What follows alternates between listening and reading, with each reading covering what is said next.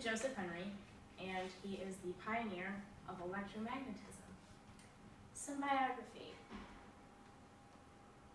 So he was born December 19th, 1797. He died May 13th, 1878. He was from Albany, New York, and he's American. Some more biography on him. He was born in Albany, New York, to Scottish immigrants Anne Alexander Henry and William Henry. His parents were poor, and Henry's father died while he was still young. While living with his grandmother, he attended a school which would later be named the Joseph Henry Elementary School in his honor. After school, he worked at a general store, and at the age of 13 became an apprentice watchmaker and silversmith. Joseph's first love was theater, and he came close to becoming a professional actor. His interest in science was sparked at the age of 16 by a book of lectures on scientific topics titled Popular Lectures on Experimental Philosophy. Even with free tuition, he was so poor that he had to support himself with teaching and private tutoring positions. He intended to go into medicine, but in 1824 he was appointed an assistant engineer for the survey of the state road because constructed between the Hudson River and Lake Erie. From then on, he was inspired to be in a career in either civil or mechanical engineering. Some more biography on him. He excelled in his studies so much that he would often help his teachers teach science, and in 1826 he was appointed professor of mathematics and natural philosophy at the Albany Academy. Some of his most important research was conducted in this new position. His curiosity about terrestrial magnetism led him to experiment with magnetism in general. He was the first to coil insulated wire tightly around an iron core in order to make a more powerful electromagnet, improving on William Sturgeon's electromagnet, which used loosely coiled uninsulated wire. He was one of the founding fathers of the electrical industry and electrical technology. He was a physicist who conducted pioneering research in electromagnetism and was an important American scientist of the 19th century. He was the first director of the Smithsonian Institution and one of the founding members of the National Academy of Science. And then at the Academy of Albany, he worked as both a chemical assistant and lecture preparer. So some of his work is, some of his work is that he was the inventor of electromagnets. While building electromagnets, he discovered the electromagnetic phenomenon of self-inductance. Through his discovery, he developed the electromagnet into a device for long-distance communication by sending an electric current over 1 mile of wire to activate an electromagnetic, which caused the bell to strike. Using his newly developed electromagnetic principle, Henry in 1831 created one of the first machines to use electromagnetism for motion. This was the earliest ancestor of modern DC motor. It did not make use of rotating motion, but was merely an electromagnetic perched on a pole rocking back and forth.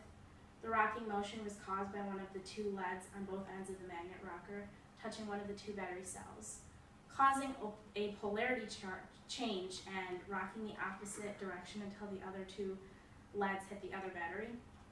His work on electromagnetic relay was the basis of the practical electrical telegraph. He was a researcher in the field of electricity whose work inspired inventors, and he also experimented with the effects of sound and light over water. So what exactly did his work contribute to physics? Well, electromagnetism is the interaction of electric currents on fields and magnetic fields. He began to build electromagnetics, which were wound with many strands and layers of insulated wire. He carefully distinguished between quantity circuits of high amperage and intensity circuits of high voltage. He worked out what we now call impedance matching. He independently found a preliminary sort of Ohm's law, understanding electrical circuits better than any of his predecessors. He built an electromagnet that could hold up to 750 pounds of iron, yet required a battery of only modest size and cost. So, and then an electromagnet is a type of magnet in which the magnetic field is produced by an electric current. The magnetic field disappears when the current is turned off. Electromagnets usually consist of a large number of closely spaced turns of wire that create the magnetic field. The wire turns are often wound around a magnetic core made from a ferromagnetic or ferrimagnetic material such as iron. The magnetic core concentrates the magnetic flux and makes a more powerful magnet. And then that's one of his electromagnets that could lift hundreds of pounds. So how electromagnetics work exactly, this is embarrassing. When an electric current runs through a wire, it generates a magnetic field around it. The magnetic field around a single wire is very weak. And then by wounding the wire into a coil and concentrating the magnetic field, it produces a stronger field. More electrical current produces a stronger magnetic field. The magnetic field can be made even stronger by placing an iron bar in the center of the coil.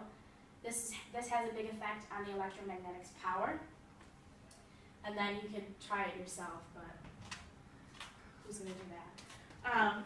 So some of his achievements are, here we go everyone, I clicked it, I did, here we go. The United States Coast Guard honored Henry for his work on lighthouses and fog signal acoustics by naming Cutter after him. The Joseph Henry, usually referred to as the Joe Henry, was launched in 1880 and was active until 1904. In 1915, Henry was inducted into the Hall of Fame for Great Americans in the Bronx, New York. Bronze statues of Henry and Isaac Newton represent science on the balustrade of the galleries of the main reading room in the Thomas Jefferson Building of the Library of Congress on Capitol Hill. They are two of the 16 historical figures depicted in the reading room, each pair representing one of the 8 pillars of civilization.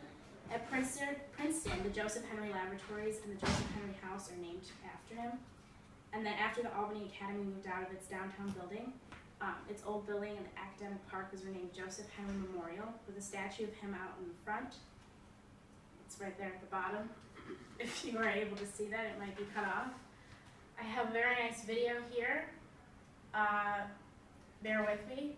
There were some technical difficulties with the computer. What I'm gonna do here is I'm gonna click on it. It might not work. And it might not work. Here we go. It's not playing. Let me get it on the screen. It won't work unless you get out of PowerPoint and pull up YouTube or I could do that. I'm still on video. so you press escape All right. and Let's do exit on it. right. Stop laughing. Really though. I have to send this to my teacher. This is very serious. Okay, I did it. Oh my god. I got a little bit of 2 minutes and 12 seconds for the video.